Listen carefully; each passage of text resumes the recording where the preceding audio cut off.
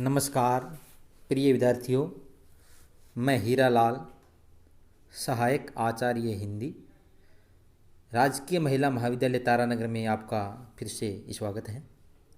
आज हम स्नातक द्वितीय वर्ष हिंदी विषय में रीतिकाल के रीतिबद्ध कवि देव की कविता प्रेम माधुरी के छंदों के बारे में अध्ययन करेंगे।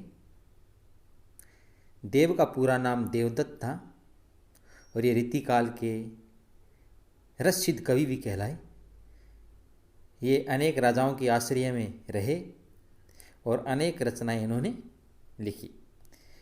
तो सर्वप्रथम इनकी हमारे पाठ्यक्रम में प्रेम माधुरी कविता है वो लगाई गई है। तो उसके प्रमुख छंद है वो निम्न प्रकार से हैं। सुनी के धुनी चातक मोरनी की, चहूँ ओरनी कोकिल कूकनी सो। एक गोपी कहती है कि हे सखी, कितना सुहावना मौसम है।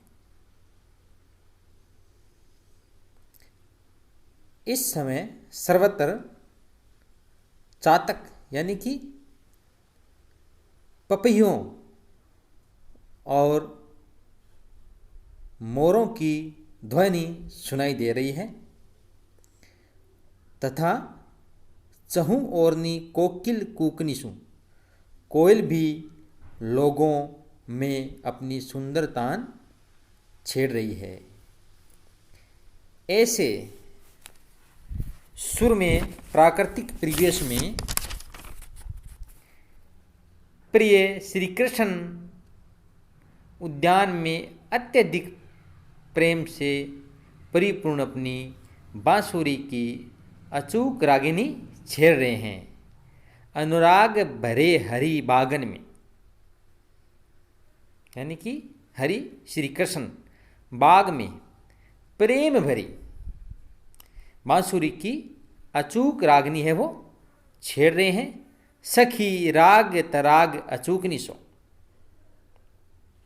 अर्थात प्रेमोल्लास से भरा हुआ वंशी वादन कर रहे हैं। कवि देव छटा उनई जूनई,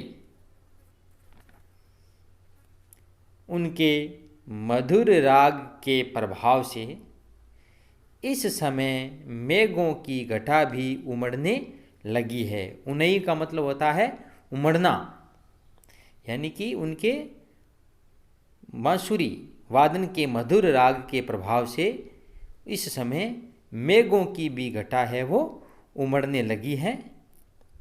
वन भूमि बही दल टूकनी सो, कवि देव कहते हैं कि उस मेघमाला के जल वर्षण से, यानी कि जल वर्षा से वन भूमि में नए नए दल मतलब पत्ते उगने लगे हैं।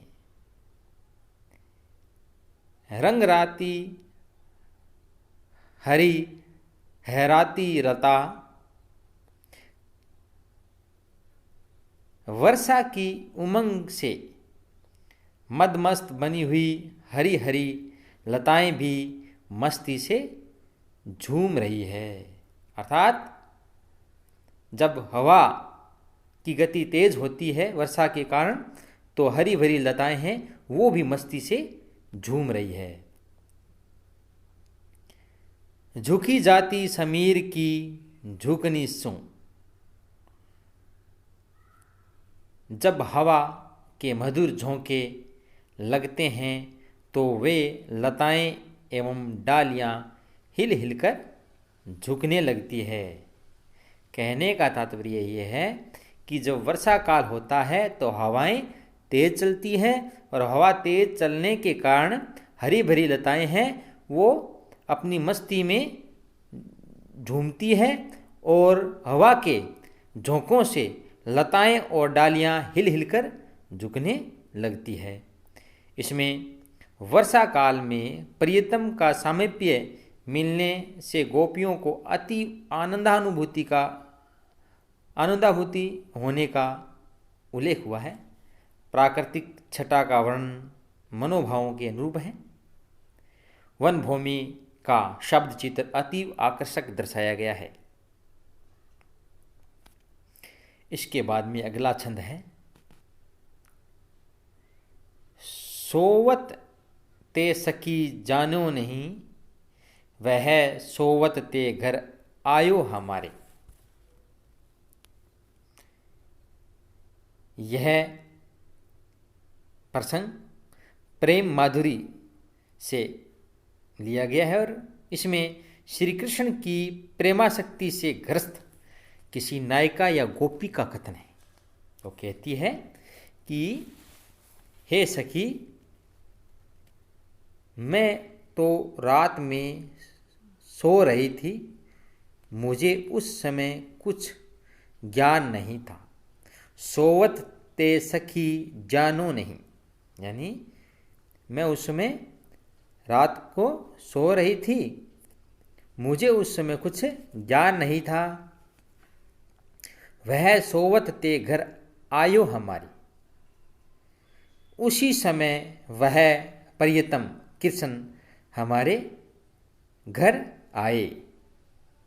अर्थात सोते हुए ही उठकर वह हमारे घर आए। पीत पट्टी कटी सो लिपटी,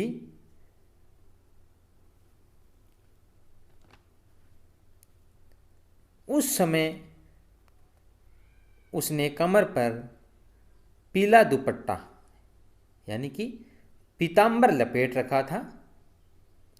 अरु सामरो सुंदर रूप संवारे, और उसका सांवला सुंदर रूप सुशोभित हो रहा था। देव अबे लगी आँखिन ते,